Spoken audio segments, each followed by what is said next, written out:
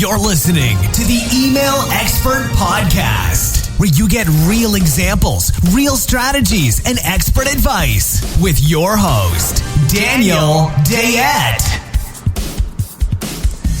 Hey, this is Dan Dayette here. Today we have a real treat. We've got Adrian Savage here from WeDeliver.email. Adrian's an Infusionsoft Certified Consultant with 35 years in the IT industry, a dad and a fellow entrepreneur.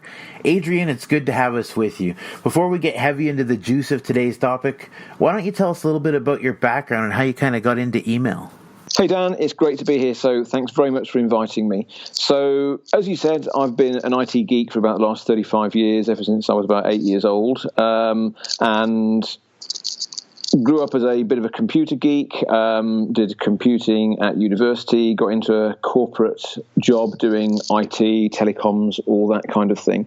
And through that time, I had involvement. I was using Unix email systems back in the early 1990s when the internet was pretty much brand new. So I was involved with email all the way back then. And then just got into the usual kind of IT geeks job, project management, that kind of thing. And it was, it would have stayed on like that pretty much forever, I guess, unless I hadn't had a bit of a life-changing experience that caused me to quit my job about 5 and a bit years ago. Complete change. And that's when I started getting into marketing and email marketing and stuff like that. Nice. So you kind of saw the incredible asset that lists are and decided to focus on that. Why don't we dig specifically into Infusionsoft, and that whole, the technical wonder we all love to struggle with. What made you decide to become an Infusionsoft certified consultant? Yeah, it's funny how everyone loves to hate Infusionsoft. I'm one of these weird guys that just love it. Sure, nothing's perfect, but of all the systems I've worked with, then Infusionsoft remains one of my favorites. And the reason that I decided to become certified was pretty much because I just wanted a way of making it more easy for my clients to get access to it. So I started doing little bits of help working. I joined a mastermind group where everyone was really into online marketing and automation, that kind of thing. And most entrepreneurs aren't really geeks. They kind of look a bit like a rabbit caught in the headlamps whenever people start talking about technology and automation, that kind of thing. And I was the only guy in the room who didn't look scared, so everyone started asking me the questions. I very quickly started having to learn Infusionsoft so I could answer their questions, and that was that was it. I was kind of destined for that, I guess. I wanted to find ways of getting more people to use Infusionsoft. Infusionsoft asked me to fly over to Phoenix, Arizona to do the certification because that was the only way that you could do that back in 2012. So I flew over to Phoenix, Arizona and went through the certification process, took the exam, and the rest, I guess, is history. That's awesome. So I guess once you started noticing those deliverability issues, was that with your own clients then? So it was pretty much. And the thing is, what I learned very early on is that everybody claims that whatever email platform they use, it's the worst for deliverability. And it's one of those things where the grass is always greener and people say, I get a better open rate on MailChimp or I get a better open rate on Infusionsoft or whatever it is, then people are never happy with what they've got. So one of the things, and this is common to all the different platforms, then, if you speak to them, they will correctly tell you that the majority of people don't have a real problem. And I managed to convince most of my customers that this was the case because more often than not, the problem wasn't a deliverability problem. The problem was that they were just sending rubbish content out to their list. But what I not so soon, I think it took me about 2 or 3 years, and I came to one client and they had such a serious problem that they couldn't get maybe 50% of their emails delivered to their audience because they had a very, very strongly niched audience. And this audience just, they weren't accepting Infusionsoft emails. And at the time, I ended up losing that client and they cancelled. And I've no idea what happened after that because I just didn't have a solution for them. And it was probably another year or two later when I was working with another client and the same problem came up. It wasn't half her audience, fortunately, but it was 3 of her key crucial customers. And she was sending lots and lots of automated emails to those people. And because they weren't getting through, then her customers were threatening to cancel on her and they were paying her a lot of money. So initially, the only solution that I could come up with was to actually suggest that she changed the email address so that all the emails got sent to her assistant, and her assistant was having to manually send things on to these customers. And obviously that's not a very good solution, but it was the only one that we could come up with at the time. And it was only later on where I came across another client who had issues where his website was failing to be able to send emails to his audience, that I started learning about transactional email providers. And that was kind of the start of an idea that became WeDeliver.email.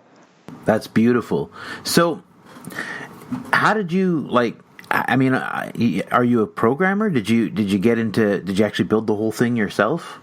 I would describe myself more as a hacker than a programmer. I had a coding job for the first year when I was out of university because I didn't know any better, and I very quickly learned that I hated fixing everyone else's bugs in their code, and I just, it just wasn't my thing. But I did have a year of that, and when I was 8 years old, then I was writing programs and stuff like that. So I've always been some kind of developer, but I couldn't do it as a job because I'm not disciplined enough. I think I describe myself as a hacker who cobbles code together rather than a developer, but I've got enough knowledge to build anything that I need to, and then once I've proven a concept, I'll pay someone to actually turn it into a bulletproof system. So from that perspective, then building the solution was the easy bit, but the bit before that was the tough bit, because it was trying to work out how to solve this problem with the website. And as I mentioned already, back then there was a system called Mandrill, which is still around, but you can't use it for these purposes anymore. But what Mandrill allowed you to do was put a plugin onto a website and actually send the emails in a reliable, robust way, so the emails actually got through. Because the problem with websites is they're normally blacklisted for sending spam and things like that, so the emails never get through. So what Mandrill allowed me to do was to actually divorce the website from the email sending capability, and the reputation of Mandrill was much, much higher, and the emails actually got through. And that got me to thinking, wouldn't it be really cool if I could find some way of kind of intercepting the emails from Infusionsoft and diverting them through Mandrill, so that these folks who've got problems where Infusionsoft can't get the email through, they might have a chance of using this different alternative route. And that was the start of probably 3 months of blood, sweat, turmoil, pain, tearing hair out. I don't have much hair these days, and I swear blind that I had a full head of hair before I started on this. Nice. But it was a proper, you hear these stories of people just getting stuck and never giving up. And, now I feel what Edison was like when he had 10,000 attempts before he created the light bulb, because I was just screwing up time after time after time, just trying to work out how to do this. And it was probably, about three months or so of just, continue to pound my head against a brick wall, and I finally found a way that could actually make the connection. And once I realized that I'd solved this for this one client, it was only a little bit of time before I realized that there were probably other people that needed that same solution as well. So you created WeDeliver.email, tested it with this client, and you were actually starting to hit inboxes that you couldn't get to before? Yeah, absolutely. And in this particular case, it was a very small number of people, so I couldn't be absolutely certain that I had something here that would make the difference. But it was getting on for close to 2 years ago now, and I was actually going to ICON, the Infusionsoft conference, and I met up with a guy there who said that he was really interested to see if it could solve the same problem for him, because he was seeing that emails were going to his Mac Mail junk folder. So he set me a little challenge. I hadn't coded it all out by then, so I was literally every night after the conference, I was up till 2 a.m. building a user interface and all this kind of stuff to prove it worked. And I remember to this day, Mike, the guy, said that if you can get this into my inbox, I'm going to give you my wallet. Huh. So he obviously didn't have that much faith, but after a couple of days of really giving this a go, and at that point I was literally making it up as I went along, working out what still needs to be put in place, what tweaks were needed here, what tweaks were needed there. By the third day of ICON, then we ran a test, and he had to hand over his wallet to me. Nice. So that was pretty cool. He introduced me to someone else who was very well connected and had a number of clients that he knew who actually had problems. So he then introduced me to a lovely lady who's based in Canada, and her problem was that she had an audience of people in the financial services industry, and it was notorious for having email servers and firewalls and stuff like that block everything. And unfortunately for her, she was using Infusionsoft to send her invoices out. Oh, so it really is transactional in that case. Yeah, too right. And the invoices were not getting through, and she was underwater to the tune of maybe $20,000 a month. Oh my gosh. So, it's funny. I use FreshBooks for my invoices, and sometimes they have deliverability issues, and it's super embarrassing when you sell email services and your invoice system doesn't go through. Yeah, there's a beautiful irony to that, similar to whenever I send an email out, and once in a while, obviously, it still goes into spam because nothing's 100%. And it's just the irony and the embarrassment when someone says, "Hey, you just hit the spam folder," and I think, "Oh, not again." And it's a tough one. But no, with this lady, she was about to cancel Infusionsoft. To be fair, their support guys had done everything they could, because more often than not, it isn't the fault of Infusionsoft, because short of them literally phoning up every single administrator of every single email server that she was trying to reach and begging them to open it up, there was nothing else they could do. It was the policies at the far end that had basically said that Infusionsoft was one of the bad guys, and there was no way around that. So she was my first real proper beta trialist. We signed her up, we set it up, went through the process, set it all up, and at that point I was still very cautious. But imagine my absolute euphoria when she reported back saying that the emails had started getting through and people were seeing her invoices and they were actually paying her. Nice. So that's a real ROI difference there. Yeah, absolutely. And this lady, because she was my first trialist, and when I ran my original launch, I gave a few people a kind of lifetime access deal if they were low volume. Then she's paid probably, it was a few $100s at the time, and she's got it for life. And this is probably the best success story because she had a very specific problem, very low volume of emails, but it was enough to cause her a major financial issue. And the ROI was instant. So she was pretty much my perfect client. I've not had many like that, but when someone comes along where they have got that scenario and we can prove we can fix it, then that's what I've always loved. And then the other end of the spectrum is the people with the really, really big lists, big audiences, where maybe they haven't got a major problem, but even an improvement of 1 or 2% might make a difference. Then they also get the ROI because they're selling a lot. They've got maybe $1 million business, something like that, and a couple of percentage points makes a big difference to them. So it can be all extremes, but always it's looking for the people that have either some kind of problem or the need for a little improvement. And every time that's just that's worked perfectly in those scenarios. Absolutely. So let's walk in through for a second on how hard this tool is to use. I was actually really surprised when I watched some YouTube videos of you talking about how this works, that when you think about adding a plugin, a third-party plugin external to Infusionsoft, that it would add an extra level of complication to how you send email and do automation and all that other kind of stuff. But it's actually quite simple, isn't it? It is. There is, to be completely transparent, yes, it takes a bit of setting up front, but the real benefit of this is once everything's set up, then there is very, very, very little overhead of using it. And, the clients that I first worked with 18 months ago or longer, then I literally never hear from them. Once everything is set up, it is set and forget, and there's just a very, very minor change. So because the way it actually works is we take advantage of the fact that Infusionsoft actually stores more than one email address for each contact. So what we do is we set up one of the secondary email addresses, and we're just basically populating that, and then once that's done, we're telling Infusionsoft to send the emails to email address 2 rather than the primary email address. So once you've switched your campaigns over to do that and put a few extra bits in place, and once you've done a few other bits of setup at the start, then literally it's just making sure that the campaign emails are sent to email address 2. And if you're sending out a broadcast, then every time you send a broadcast, you just tell it to go to email address 2 rather than the primary. So maybe for a broadcast, it's maybe 5 to 10 seconds extra overhead. And if you're building a campaign from scratch, then it's maybe a couple of seconds per email. And the only time it's a lot of work is if you've got a campaign with lots of emails that you've got to convert.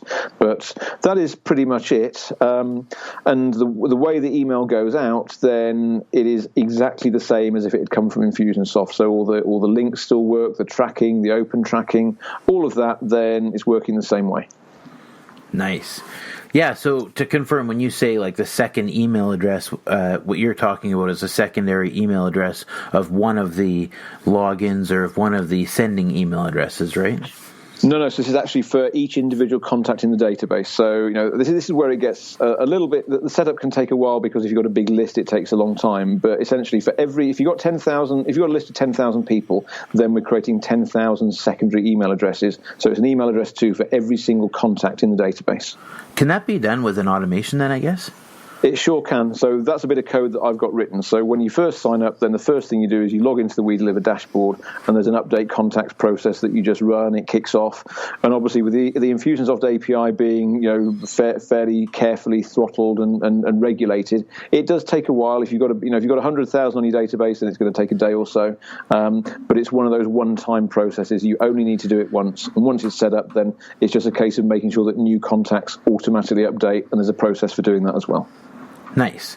So, next thing I want to kind of dig into, once we've got this all set up and everything's running smooth, is say you had 100,000 contacts. Is there a bit of a warm-up phase? Like, say you're going to, set up a SendGrid account or something, or can you just go guns a-blazing with 100,000 emails to send a newsletter? So it depends very much on who you're going to be sending through and whether or not you're getting a custom IP address, a dedicated IP address as well. Because obviously one of the things that Infusionsoft doesn't offer is they don't offer a dedicated IP address.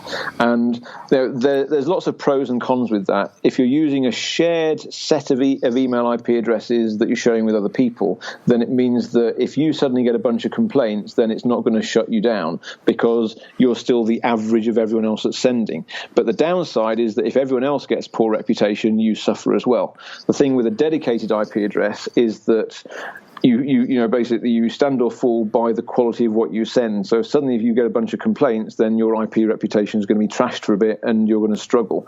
And also, if you're not sending emails 3 times a week and a decent volume, say 30,000 or more every time, then the IP address will never get sufficient reputation. So on the one hand, there's kind of whether or not you're using a dedicated IP address. And if you are using a dedicated IP, then yes, you have a very specific warm-up phase that you've got to go through, and you've got to start sending a low volume of emails and then increase it and so on. And again, depending on which platform you use, then they'll support you with that.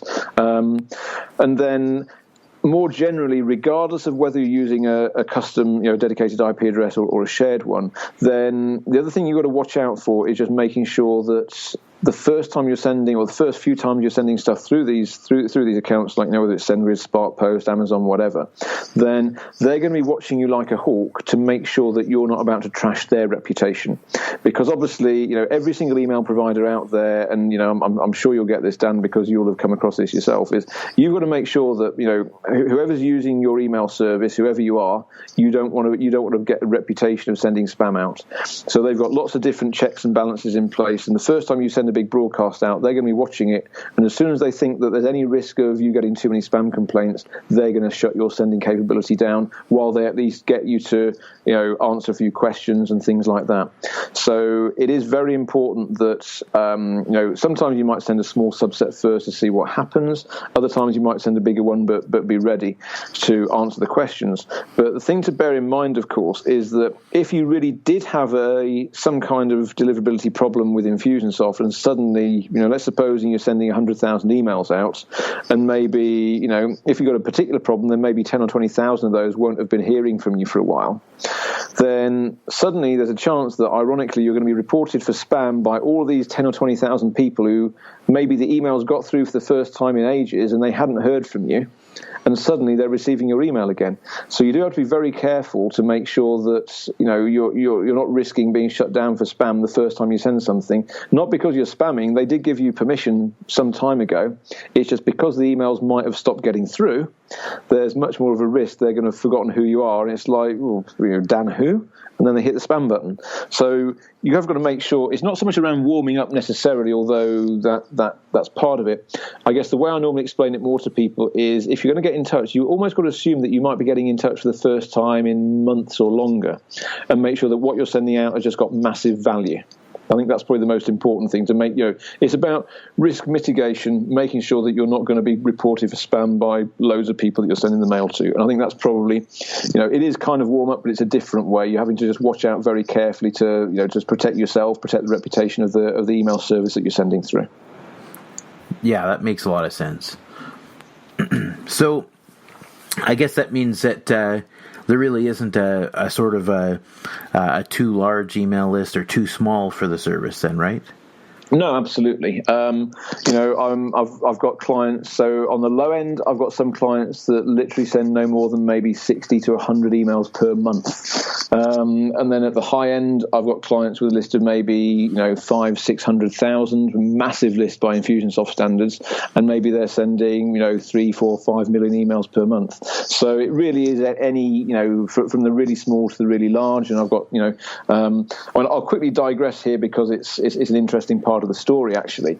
When I first built We Deliver, so my first client, obviously, she was fairly small, low volume, and obviously, if you're using the campaign builder with Infusionsoft, then the chances are the emails are going to be spread out through the day. You don't get sudden burst of them in one go. But then my first slightly larger customer, he wanted to send about 25,000 emails, something like that. And that was the time when I learned the hard way that actually Infusionsoft sends out mails at around 150 to maybe 200 emails per second. And this is where, very embarrassingly, I realized that my Pocket calculator-powered server that I was using fell over in a crumpled heap at about 20 emails per second. Nice. So you had to find a way to load balance and kind of manage that. Yeah, absolutely. And it was one of those real, one of those defining moments in life where you think, I'm finished. I haven't got a solution to this. So I was using Amazon EC2 for the geeks listening to this to actually run the whole mail setup. And what I learned at that point was that it didn't matter how large I scaled the processing power. It didn't actually make a darn bit of difference to the performance of this thing. I was absolutely snookered. So I just, I became really despondent for a while because I just didn't think I was ever going to find a solution to this. And it's funny because over the years I have claimed that I never really got anything from my computer science degree. But suddenly, for the first time in my life, I was going back to, all the different theoretical things that I learned back at school 20 years ago, which was really, really funny. I was speaking to some old uni friends. One of the guys I lived with, he's actually a director at Red Hat now. He's a real Linux expert. He wrote some of the code for the Apache web server 25 years ago.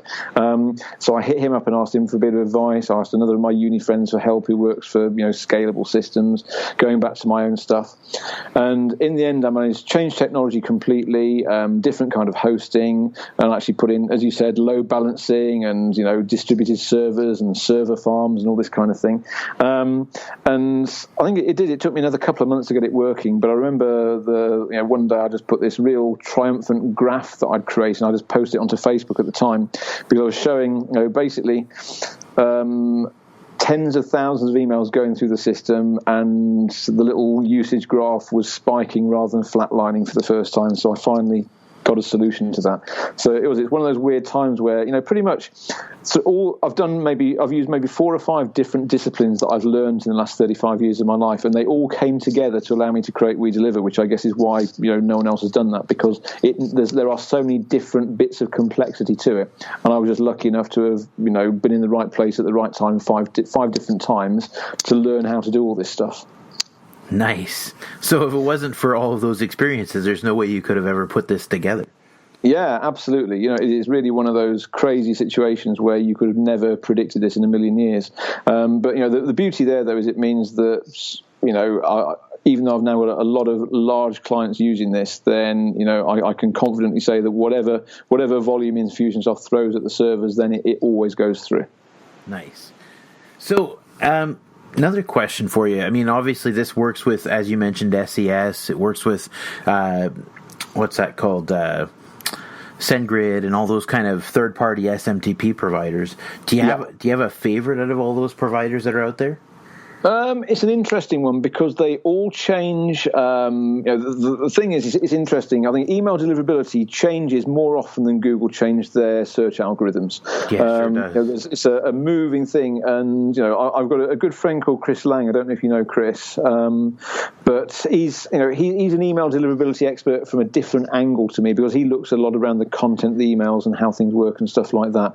And he mentioned to me some time ago that all the stuff that he had proven a year ago is all out of date already. So it is always changing. Actually mentioning Chris is probably appropriate at this point because Chris has actually launched his own SMTP service in the last few months called Send13.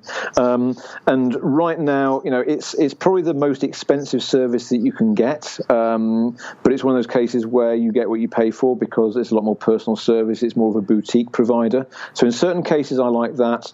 And if people are price sensitive and they just want an alternative, then probably Amazon SES is the one that I'd suggest right now as well. So those are kind of the two of them. But there's, the beauty with We Deliver is it's very easy for me to connect up a new service as soon as it arrives. So if there's anything, if there's any particular custom email server that someone is running that they want me to connect it up to, as long as it uses standard protocols, I can do it. And the only thing that I won't do, this is probably worth just mentioning as well, although it would be technically possible for me to plumb We Deliver into something like Google Mail, so you could use your, supposing you've got a Google Apps or G Suite as it's called now, supposing you're using Google for your email, you could use We Deliver to send your emails through Google. And the only reason that I don't do that is because they would very, very quickly be shut down by Google for breaking the terms of use.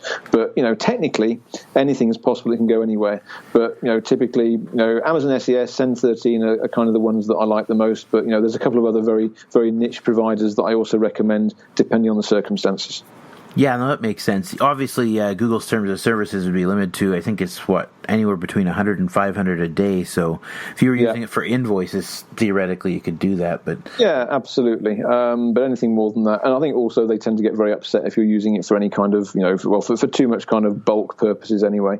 But I've never done it, but technically it would be possible. But at the same time, I think unless someone could convince me that there's a very legitimate purpose, the last thing I would want is to get my servers blacklisted by Google or something like that. Yeah, true, absolutely. You wouldn't want to send marketing email through there. No, that would be lights out, that would, without a doubt. So, and that's an interesting thing because, another aside, when Infusionsoft first found out what I was doing, they were very, very nervous about this because obviously, because I'm kind of taking responsibility for some of the email sending from them, then their concern was, well, what if someone hits the spam button or bounces or unsubscribes and the contact record in Infusionsoft doesn't get updated? So with that in mind, then luckily I'd already taken care of this when they asked me, but they were understandably very, very nervous, and I had to really prove to them that I was one of the good guys. But I've had to make sure that whatever happens out there, if someone hits a spam button or an email bounces or someone unsubscribes, then I've got to make sure that Infusionsoft is always synchronized with what's happening in the real world, because otherwise there's a risk that if someone opted out or reported spam with the secondary email address, then technically someone could still send an email from Infusionsoft via the primary one, and obviously that's an immediate abuse scenario. So I've had to make absolutely certain there's no way that kind of thing can happen. So that's it's very important as well from that perspective. Yeah, no, actually, I hadn't even thought about that, but you're right. And actually, I find Infusionsoft to be kind of heavy-handed when it comes to the side of, making sure contacts become unmarketable. Yes, yeah, they do tend to err on the side of caution, and it is interesting because obviously the last, since I had that first, slightly challenging discussion with their email team, then you won't be surprised to learn that I've got to know them very, very, very well. Jake, who runs the team, and Aaron, who's the VP, and particularly as a guy called Lyle, who's probably one of the best, most helpful guys I've ever come across. And they all, I've seen the number of times there's been little problems where they've been blacklisted or a customer's had a problem, and the number of times I have seen them really, go above and beyond and go the extra mile, bend over backwards for people. And I think a lot of times people only see the email compliance guys as the bad guys and the cops and the, just kind of, waving the big stick when it goes wrong. And sure, they have to do that, and they do have to be very cautious, because what they're really doing is they're looking after the best interests of the, 35,000 people who want to send legitimate mail, and it's getting that balance right. So I understand why they kind of err on the side of caution sometimes, and that can be very frustrating. But at the same time, then, when it really comes down to the crunch, then they're pragmatic, and they will always do whatever they can to help, as long as you're willing to have a dialogue with them. I think that's the important thing. Yeah, that makes a lot of sense. I think most companies are like that if you walk into it with an open mind. Absolutely. But I think the problem is, particularly if you Google it, then you'll see a few, very, very vociferous people talk about their bad experiences. But again, that's the same for any platform. I think, yes, I can understand what happened there, and you can see how things go wrong. But the majority of the time, then things do work. And, in most cases, if you're reasonable with people, they're reasonable back. And, that's what I've seen. And, that's one of the reasons why occasionally then I will actually be called upon to actually almost act as the go-between between a client and Infusionsoft where it's gotten a little bit difficult, and I will try and put a bit of common sense in there and make sure that things get resolved. Yeah, it makes sense. So let me ask you kind of a strange, speaking of dealing with Infusionsoft and some of the glitches that can come, Sure. Is there a point in your opinion where somebody's list is becoming so large that they should consider a third-party service? Or do you find, like you've already mentioned, you've kind of dealt with some really large, 300, 400, or 500,000 person contact lists? Sure. Do you find that Infusionsoft's tools and its infrastructure can still handle that? Well, it's a very, very interesting one, that, because Infusionsoft have never made a secret of the fact that they have got some kind of upper limit. Now, the only thing is nobody knows what that upper limit is, and it's more of a kind of it's a limit that will vary for different people depending on what you're using it for. Because obviously the main reason that people use Infusionsoft is the way that Campaign Builder works, the way the automations and all the workflow stuff works. Then, I have yet to see anything as good as that, even with a platform that costs 10 times the price. So if people are mainly using it for campaigns and all the automated stuff, then I think that bit is very, very good, as long as you haven't got literally hundreds of thousands going through it at the same time. I haven't seen an upper limit there, but certainly if you're running anything that's managing live traffic as it comes in, then and maybe you're getting even if it's 1,000 new signups a day, then it can handle that in its stride with no problem. I think the difficulty really is any time you're either operating on all the data. So as an example, if you want to tag 600,000 people in one go, then that's going to take a while. It's going to take hours and hours.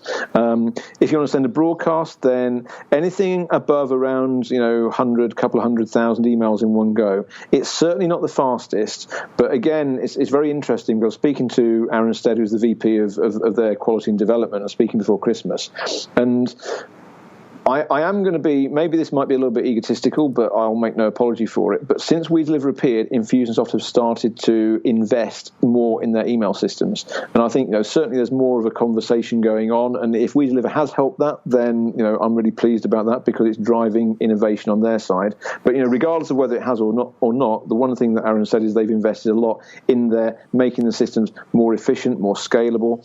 And the intention is that it can cope much better now with larger email sending sizes. And I've got to be honest, I've not been able to test it fully yet. It's something that I'm still looking at. But the initial findings I've had is it's certainly more efficient than it used to be.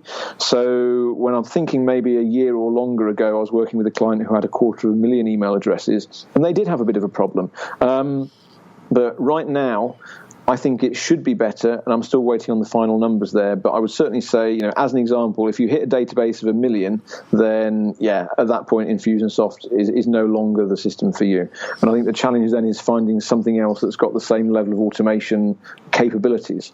So what some people do then is they'll stick with using Infusionsoft for the campaigns, and then they'll couple it up with something else that can cope with a really massive scale. I know, as an example, Ryan Dice at Digital Marketer, then he uses Maripost for all of his big email blast, because he's got, I hate to think how many hundreds of thousands or more he's got on his list. But then anytime you buy something from Digital Marketer, then surprise, surprise, you look at the email footer and you've got Infusionsoft in there, because that's handling all the automated stuff. So I think sometimes there's a kind of halfway house, and then if they get really too big, then you're looking at the really massive, the big corporate marketing automation platforms that I guess the likes of Coca-Cola and PepsiCo and all the big B2C companies might use. But once you got to that level of volume, then you've probably got massive revenues and hopefully massive profits. And it actually at that point, it doesn't matter if you're paying maybe $5,000-$10,000 a month on a marketing platform. But by then, Infusionsoft costing a few $100 or $1,000 is there's no comparison at that point. Yeah, no, quite true. I should tell you, I had a long conversation once with Ross, who owns MarrowPost, and he actually told me that his goal was to have 600 of those large-scale customers, and he didn't care if he got any more than that. Yeah, and makes sense. I was really shocked by that statement. It's almost like the 640 kilobyte Bill Gates comment, Yeah. Well, I guess if he had 60 at the time, then 600 would be a lot. People want to 10x their business and that kind of thing, and most people would be happy. It would be curious to know how many customers he's got right now, though, because I'm guessing that was a while back when you had that conversation. Actually, it was only about a year ago, but I think that Wow. I think what he was talking about was, like you said, I mean, his platform's a little pricey, so maybe the five-figure monthly clients. That if he had 600 of those, that's more than enough. But so you mentioned this, and I think it was really spot on. We should really discuss who is not a good candidate for We Deliver. Yeah. Now this is interesting because I started out with some very clear thoughts around who wasn't ideal, and as time has gone on, that has kind of proven itself to some extent. So, I guess in my preference for a We Deliver client is someone who knows they've got a problem, because that way then I can say very clearly whether we've solved it or not. If they've got people complaining that the emails aren't getting through, then we can black and white say yes, we've made an improvement because these emails now get through. So anyone who doesn't have that level of definite problem, then we've got to be a little bit more careful and say, okay, so why is it you want to use this? And some people, they want to use the platform purely because they think it's going to solve all their poor content, poor engagement, spammy links, all this kind of thing. So anyone who is not following best practice for email engagement and email marketing, then I don't want to try and help them, because I know now without even testing it that we're not going to be able to improve things for them. If their email sending domain has been blacklisted, or if they've got a whole load of spam traps and honeypots and things like that in their mailing list, then it's not going to help anyone. So, I certainly don't want spammers. I don't want people who haven't been following best practice for email opt-ins and keeping their list clean and things like that, because they're going to be on hiding to nothing. If I was unscrupulous, I could quite happily take $500 a month from them, or $1,000 a month, that kind of thing, but they wouldn't get an improvement. And the one thing that I'm very, very, very definite on is I only want people to pay me if my solution is actually making a difference for them. Otherwise, why waste the money? I just don't believe in it. Yeah, that would bring more revenue in and all that kind of thing, but that's not what this is about. I want to help people for the right reason. That's the important thing. Well, that's always a good way to operate, for sure. Yeah, definitely. I mean, a good example of this is last year. Then a whole bunch of Infusionsoft users in one of the South American countries, and they thought that they had lots of problems, and they thought it was all Infusionsoft's fault. And what we found when we actually tested it, because they were pretty insistent on this, so we did some testing, and we found that firstly there was no improvement, and secondly, because at that point then we started using a couple of the smarter email providers, then I very quickly got some feedback that about 10% of the email addresses on their list were all spam traps and honeypots and blacklisted domains and stuff like that. So I shudder to think how they got this list. They must have scraped it off the internet or something like that. It was absolutely horrific. But it was so bad that it almost took my reputation down with theirs. So from that perspective, then I have to be very, very careful now, just to make sure that it's a legitimate list that people have got, that that they've been sending it through Infusionsoft already, they've been using best practice, that kind of thing. And I can normally sniff that out now, because when people sign up, if they're high volume, then I'm going to have a chat with them and things like that. But I have learned to have to be a little bit careful, because sometimes then there can be people that are just trying to use this for not the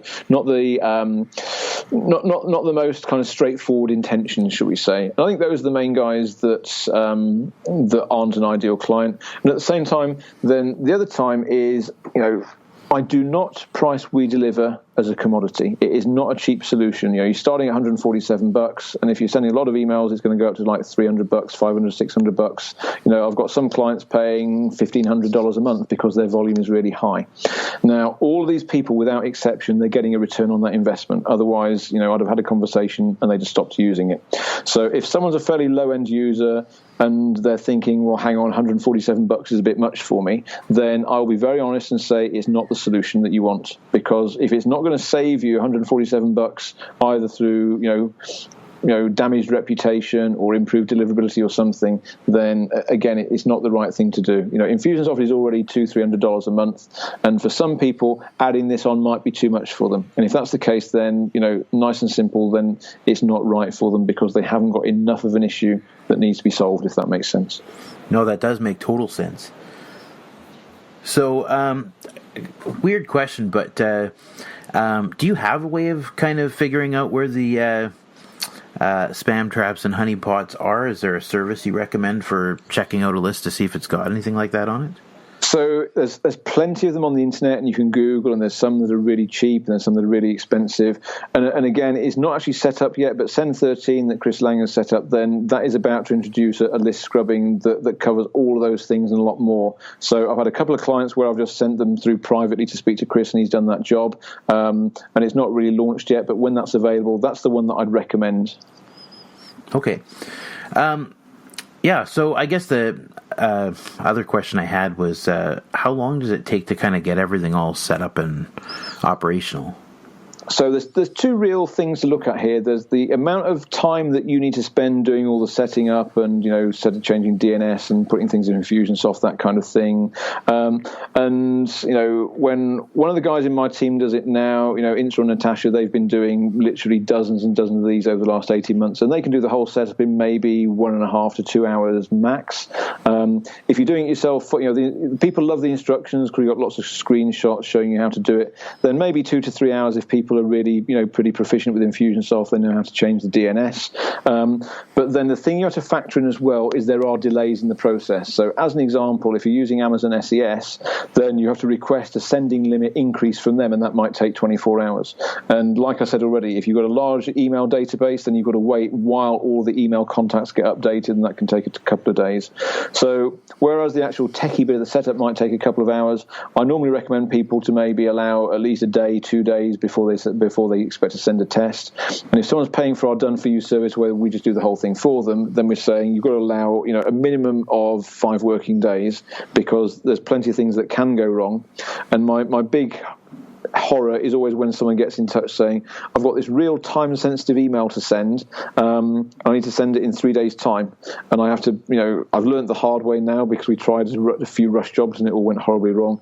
And we have to say, this is not something that you do when you're in a hurry. If you're in the middle of a launch and something's gone wrong, that's not the time to fix it. You need to be very careful, because the other thing it's worth mentioning while I think about it is there is a definite issue that don't know if you know about Infusionsoft and the way it throttles emails, but supposing you import a brand new list, then what they will do is they will just maybe send to maybe 10% of that list at random, and they then wait 16 hours before they send the rest of the emails out. And the reason they're doing that is they're waiting to see how many spam complaints come back, again, to protect their reputation.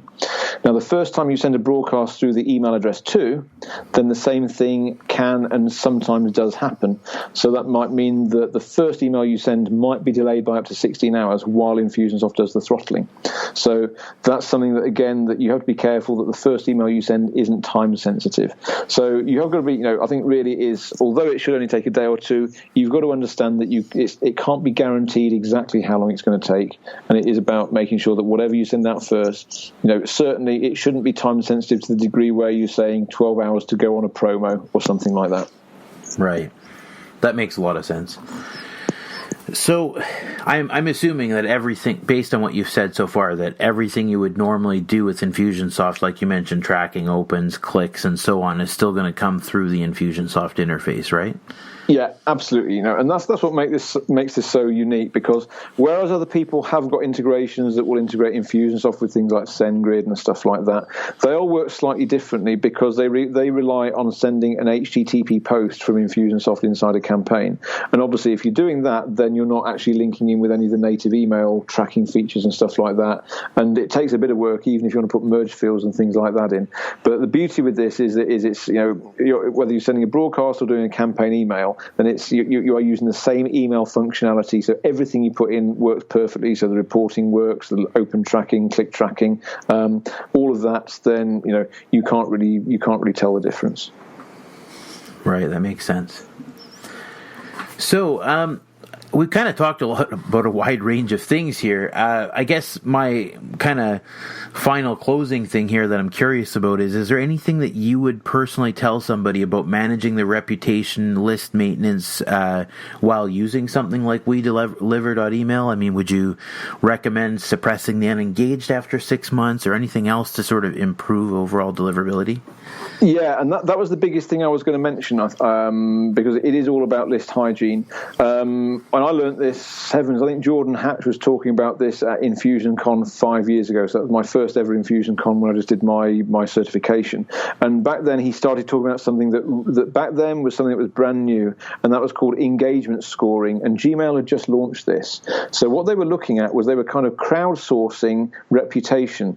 So supposing you're a list of 50,000 people, and this is the scary bits. The average number of people on a database now who use Google, either Gmail or G Suite, for their email, the average now is typically 53%.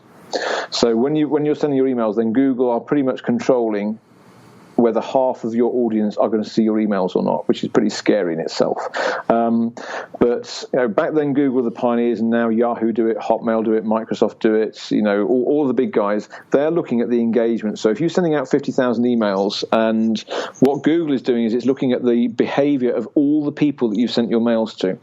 And if loads of people click the spam button, or loads of people delete them without even opening them, or they just ignore them, then Google makes a note of this. And as time goes on, it's going to start reducing what's called your engagement score.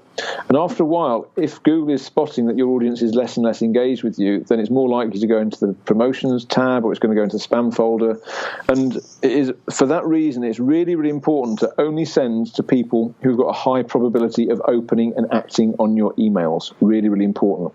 So that means that, certainly as a minimum, and Infusionsoft now makes this really easy to do because you've got the whole engagement reporting that you can look at, but you want to search for people who haven't opened your emails within the last 3 months, and some people might do this quicker now.